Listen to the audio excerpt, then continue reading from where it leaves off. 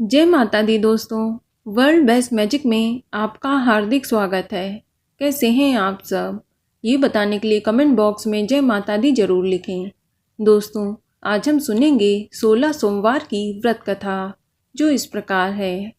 एक बार भगवान शिव जी पार्वती जी के साथ भ्रमण करते हुए मृत्युलोक की अमरावती नगर में पहुँचे। उस नगर के राजा ने भगवान शिव जी का एक विशाल मंदिर बनवा रखा था। शिव और पार्वती उस मंदिर में रहने लगे। एक दिन पार्वती जी ने भगवान शिव जी से कहा कि हे प्राणनाथ, आज मेरी चौसर खेलने की इच्छा हो रही है। पार्वती की इच्छा जानकर शिव पार्वती के साथ चौसर खेलने बैठ गए। खेल प्रारंभ होते ही उस मंदिर का पुजारी वहां आ गया। माता पार्वती जी ने पुजारी जी से पूछा कि हे पुजारी जी, यह बतलाइए कि इस बाजी में जीत किसकी होगी।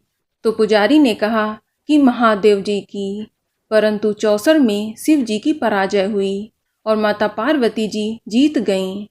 तब पुजारी को उन्होंने झूठ बोलने के अपराध में कोढ़ी होने का श्राप दे दिया। शिव और पार्वती उस मंदिर से कैलाश पर्वत लौट आए। पार्वती जी के श्राप के कारण पुजारी कोढ़ी हो गया। नगर के स्त्री पुरुष उस पुजारी की परछाई से भी दूर दूर रहने लगे। कुछ लोगों ने राजा से पुजारी के कोढ़ी हो जाने की शिकायत की, तो राजा ने किसी पाप के कारण पुजारी के कोढ़ी हो जाने का विचार कर उसे मंदिर से निकलवा दिया। उसकी जगह दूसरे ब्राह्मण को पुजारी बना दिया। कोढ़ी पुजारी मंदिर के बाहर बैठकर भिक्षा मांगने लगा। कई दिनों के पश्चात स्वर्गलोक की कुछ अप्सराएं उस मंदिर में पधारी और उसे देखकर कारण पूछा। पुजारी ने निसंकोच उन्हें भगवान शिव और पार्वती जी के चौसर खेलने और पार्वती जी के श्राप देने की सारी कहानी सुनाई। तब अप्सराओं ने पुजारी से 16 सोमवार का विधिवत व्रत रखने को कहा। पुजारी द्वारा पूजन विधि पूछने पर अप्सराओं ने कहा कि सोमवार के दिन सूर्योदय से पहले उठकर स्नान आदि से निवृत्त होकर स्वच्छ वस्त्र पहनकर आधा सेर गेहूं का आटा लेकर उसके 3 भाग बनाना है। फिर घी का दीपक जलाकर गुड़, नैवेद्य, बेलपत्र, चंदन, अक्षत, फूल, जनेऊ का जोड़ा लेकर प्रदोष काल में भगवान शिव जी की पूजा अर्चना करना। पूजा के बाद 3 भाग में 1 भाग शिव जी को अर्पण करके 1 आप ग्रहण करें। शेष 2 भागों को भगवान का प्रसाद मानकर वहां उपस्थित स्त्री, पुरुषों और बच्चों को बांट देना। इस तरह व्रत करते हुए जब 16 सोमवार बीत जाएं, तो 17वें सोमवार को 1 पाव आटे की बाटी बनाकर उसमें घी और गुड़ मिलाकर चूरमा बनाना। फिर भगवान शिव को भोग लगाकर वहां उपस्थित स्त्री, पुरुष और बच्चों को प्रसाद बांट देना। इस तरह 16 सोमवार व्रत करने और व्रत कथा सुनने से भगवान शिव तुम्हारे कोढ़ को नष्ट करके तुम्हारी सभी मनोकामनाएं पूरी कर देंगे। इतना कहकर अप्सराएं स्वर्गलोक चली गईं। पुजारी ने अप्सराओं के कथनानुसार 16 सोमवार का विधिवत व्रत किया। फलस्वरूप भगवान शिव की अनुकंपा से उसका कोढ़ नष्ट हो गया। राजा ने उसे फिर मंदिर का पुजारी बना दिया। वह मंदिर में भगवान शिव जी की पूजा करता और आनंद से जीवन व्यतीत करने लगा। कुछ दिनों बाद पुनः पृथ्वी का भ्रमण करते हुए भगवान शिव और माता पार्वती उस मंदिर में पधारे। स्वस्थ पुजारी को देखकर पार्वती ने आश्चर्य से उसके रोग मुक्त होने का कारण पूछा, तो पुजारी ने उन्हें 16 सोमवार व्रत करने की सारी कथा सुनाई। पार्वती जी भी व्रत की बात सुनकर बहुत ही प्रसन्न हुईं और उन्होंने पुजारी से इसकी विधि पूछकर स्वयं 16 सोमवार का व्रत करना प्रारंभ किया। पार्वती जी उन दिनों अपने पुत्र कार्तिकेय के नाराज होकर दूर चले जाने से बहुत ही चिंतित रहती थीं। वे कार्तिकेय को लौटा लाने के अनेक उपाय कर चुकी थीं, लेकिन कार्तिकेय लौटकर उनके पास नहीं आ रहे थे। 16 सोमवार का व्रत करते हुए पार्वती ने भगवान शिव से कार्तिकेय के लौटने की मनोकामना की। व्रत समापन के तीसरे दिन सचमुच कार्तिकेय वापस लौट आए। कार्तिकेय ने अपने हृदय परिवर्तन के संबंध में पार्वती जी से पूछा कि हे माता, आपने ऐसा कौन सा उपाय किया था जिससे कि मेरा क्रोध नष्ट हो गया और मैं वापस आया। तब पार्वती जी ने कार्तिकेय को 16 सोमवार व्रत करने की कथा कह सुनाई। कार्तिकेय अपने एक ब्राह्मण मित्र ब्रह्मदत्त के परदेश चले जाने से बहुत दुखी थे। उसको वापस लौटाने के लिए कार्तिकेय ने 16 सोमवार का व्रत करते हुए ब्रह्मदत्त के वापस लौटने की मनोकामना प्रकट करी। व्रत के समापन के कुछ दिनों के बाद उसका मित्र लौट आया। ब्राह्मण ने कार्तिकेय से कहा, प्रिय मित्र, तुमने ऐसा कौन सा उपाय किया था जिससे परदेश में मेरे विचार एकदम परिवर्तित हो गए और मैं तुम्हारा स्मरण करते हुए लौट आया। कार्तिकेय ने अपने मित्र को भी 16 सोमवार के व्रत की कथा विधि सुनाई। ब्राह्मण मित्र व्रत के बारे में सुनकर बहुत ही खुश हुआ और उसने भी व्रत किया। 16 सोमवार व्रत का समापन करने के बाद ब्रह्मदत्त विदेश यात्रा पर चला गया। वहां नगर के राजा हर्षवर्धन की बेटी राजकुमारी गुंजन का स्वयंवर हो रहा था। वहां के राजा ने प्रतिज्ञा की थी कि एक हथनी ये माला जिसके गले में डालेगी वह अपनी पुत्री का विवाह उसी से करेगा। ब्राह्मण भी उत्सुकतावश महल में चला गया।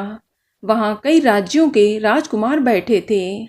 तभी एक सजी धजी हथनी सूंड में जयमाला लिए वहां आई। हथनी ने ब्राह्मण के गले में जयमाला डाल दी। फलस्वरूप राजकुमारी का विवाह ब्राह्मण से हो गया। एक दिन उसकी पत्नी ने पूछा कि हे प्राणनाथ, आपने ऐसा कौन सा शुभ कार्य किया था जो उस हथनी ने राजकुमारों को छोड़कर आपके गले में जयमाला डाल दी। ब्राह्मण ने 16 सोमवार व्रत की विधि बतलाई। अपने पति से 16 सोमवार का महत्व जानकर राजकुमारी ने पुत्र की इच्छा से 16 सोमवार का व्रत किया। निश्चित समय पर भगवान शिव की अनुकंपा से राजकुमारी के एक सुंदर, सुशील व स्वस्थ पुत्र पैदा हुआ। पुत्र का नामकरण गोपाल के रूप में हुआ। बड़ा होने पर पुत्र गोपाल ने भी माँ से एक दिन प्रश्न किया कि मैंने तुम्हारे ही घर में जन्म लिया, इसका क्या कारण है। माता गुंजन ने पुत्र को 16 सोमवार व्रत की जानकारी दी। व्रत का महत्व जानकर गोपाल ने भी व्रत करने का संकल्प किया। गोपाल जब 16 वर्ष का हुआ तो उसने राज्य पाने की इच्छा से 16 सोमवार का विधिवत व्रत किया। व्रत समापन के बाद गोपाल घूमने के लिए समीप के नगर में गया। वहां के वृद्ध राजा ने गोपाल को पसंद किया और बहुत धूमधाम से अपनी पुत्री राजकुमारी मंगला का विवाह गोपाल के साथ कर दिया। 16 सोमवार के व्रत करने से गोपाल महल में पहुंचकर आनंद से रहने लगा। 2 वर्ष बाद वृद्ध राजा का निर्धन हो गया तो गोपाल को उस नगर का राजा बना दिया गया। इस तरह 16 सोमवार व्रत करने से गोपाल की राज्य पाने की इच्छा पूर्ण हो गई। राजा बनने के बाद भी वह विधिवत 16 सोमवार का व्रत करता रहा। व्रत के समापन पर 17वें सोमवार को गोपाल ने अपनी पत्नी मंगला से कहा कि व्रत की सारी सामग्री लेकर वह समीप के शिव मंदिर में पहुँचे। पति की आज्ञा का उल्लंघन करके सेवकों द्वारा पूजा की सामग्री मंदिर में भेज दी, स्वयं मंदिर नहीं गई। जब राजा ने भगवान शिव जी की पूजा पूरी की तो आकाशवाणी हुई कि हे राजन, तेरी रानी ने 16 सोमवार व्रत का अनादर किया है, सो रानी को महल से निकाल दें, नहीं तो तेरा सर्व वैभव नष्ट हो जाएगा। आकाशवाणी सुनकर उसने तुरंत महल में पहुंचकर अपने सैनिकों को आदेश दिया कि रानी को दूर किसी नगर में छोड़ आओ। सैनिकों ने राजा की आज्ञा का पालन करते हुए उसे तत्काल उसे घर से निकाल दिया। रानी भूखी प्यासी उस नगर में भटकने लगी। रानी को उस नगर में एक बुढ़िया मिली। वह बुढ़िया सूत काट कर बाजार में बेचने जा रही थी। बुढ़िया ने रानी से कहा, बेटी, यदि तुम मेरा सूत उठाकर बाजार तक पहुंचा दो और सूत बेचने में मेरी मदद करो तो मैं तुम्हें धन दूंगी। रानी ने बुढ़िया की बात मान ली, लेकिन जैसे ही रानी ने सूत की गठरी को हाथ लगाया तभी जोर की आंधी चली और गठरी खुल जाने से सारा सूत आंधी में उड़ गया। बुढ़िया ने उसे फटकारा और भगा दिया। रानी चलते चलते नगर में एक तेली के घर पहुंची। उस तेली ने तरस खाकर रानी को घर में रहने के लिए कह दिया। लेकिन तभी भगवान शिव जी के प्रकोप से तेली के तेल से भरे मटके एक एक करके फूटने लगे। तेली ने भी उसे भगा दिया। भूख और प्यास से व्याकुल रानी वहां से आगे की ओर चल पड़ी। रानी ने एक नदी पर जल पीकर अपनी प्यास शांत करनी चाही तो नदी का जल उसके स्पर्श से सूख गया। अपने भाग्य को कोसती हुई रानी आगे चल दी। चलते चलते रानी एक जंगल में पहुंची। उस जंगल में एक तालाब था। उसमें निर्मल जल भरा हुआ था। निर्मल जल देखकर रानी की प्यास तेज हो गई। जल पीने के लिए रानी ने तालाब की सीढ़ियां उतरकर जैसे ही जल को स्पर्श किया तभी उस जल में असंख्य कीड़े उत्पन्न हो गए। रानी ने दुखी होकर उस गंदे जल को पीकर अपनी प्यास को शांत किया। रानी ने एक पेड़ की छाया में बैठकर कुछ देर आराम करना चाहा तो उस पेड़ के पत्ते पल भर में सूख कर बिखर गए। रानी दूसरे पेड़ के नीचे जा बैठी। जिस पेड़ के नीचे वह बैठती वही सूख जाता। वन और सरोवर की यह दशा देखकर वहां के ग्वाले बहुत ही हैरान हुए। ग्वाले रानी को समीप के मंदिर में पुजारी जी के पास ले गए। रानी के चेहरे को देखकर ही पुजारी जान गए कि रानी अवश्य ही किसी बड़े घर की हैं। भाग्य के कारण दर दर भटक रही हैं। पुजारी ने रानी से कहा, पुत्री, तुम कोई चिंता नहीं करो, मेरे साथ इस मंदिर में रहो, कुछ ही दिनों में सब ठीक हो जाएगा। पुजारी की बातों से रानी को बहुत ही सांत्वना मिली। रानी उस मंदिर में रहने लगी। रानी भोजन बनाती तो सब्जी जल जाती, आटे में कीड़े पड़ जाते, जल से बदबू आने लगती।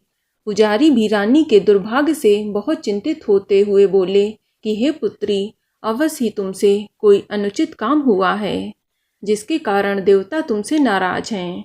उनकी नाराजगी के कारण ही तुम्हारी ये दशा हुई है। पुजारी की बात सुनकर रानी ने अपने पति के आदेश पर मंदिर में न जाकर शिव जी की पूजा नहीं करने की सारी कथा सुना दी। पुजारी ने कहा कि अब तुम कोई चिंता नहीं करो, कल सोमवार है और कल से तुम 16 सोमवार के व्रत करना शुरू कर दो। भगवान शिव अवश्य तुम्हें दोषों को क्षमा करेंगे। पुजारी की बात मानकर रानी ने 16 सोमवार के व्रत प्रारंभ कर दिए। रानी सोमवार का व्रत करके शिव की विधिवत पूजा अर्चना की तथा व्रत कथा सुनने लगी। जब रानी ने 17वें सोमवार को विधिवत व्रत का समापन किया तो उधर उसके पति राजा के मन में रानी की याद आई। राजा ने तुरंत अपने सैनिकों को रानी को ढूंढ कर लाने के लिए भेजा। रानी को ढूंढते हुए सैनिक मंदिर में पहुंचे और रानी से लौटकर चलने के लिए कहा। पुजारी ने सैनिकों से मना कर दिया और सैनिक निराश होकर लौट आए। उन्होंने लौटकर राजा को सारी बात बताई। फिर राजा स्वयं उस मंदिर में पुजारी के पास पहुंचे और रानी को महल से निकाल देने के कारण पुजारी जी से क्षमा मांगी। पुजारी ने राजा से कहा कि ये सब भगवान शिव के प्रकोप के कारण हुआ है। इतना कहकर रानी को विदा किया। राजा के साथ रानी महल में पहुंची। महल में बहुत खुशियां मनाई गईं। पूरे नगर को सजाया गया। राजा ने ब्राह्मणों को अन्न, वस्त्र और धन का दान किया। नगर में निर्धनों को वस्त्र बंटवाए गए। रानी 16 सोमवार का व्रत करते हुए महल में आनंद पूर्वक रहने लगीं। भगवान शिव की अनुकंपा से उसके जीवन में सुख ही सुख भर गए। दोस्तों, 16 सोमवार के व्रत करने और कथा सुनने से मनुष्य की सभी मनोकामनाएं पूरी होती हैं और जीवन में किसी भी तरह की कोई कमी नहीं होती है। स्त्री पुरुष आनंद पूर्वक जीवन यापन करते हुए मोक्ष को प्राप्त करते हैं। तो बोलो शिव पार्वती की जय। तो दोस्तों, ये जानकारी आपको अच्छी लगी तो कमेंट में जय माता दी जरूर लिखें और अगर आपका कोई सवाल हो तो उसे कमेंट बॉक्स में अवश्य पूछ लें और इस वीडियो को लाइक करें, शेयर करें और साथ ही साथ चैनल को सब्सक्राइब करें। धन्यवाद।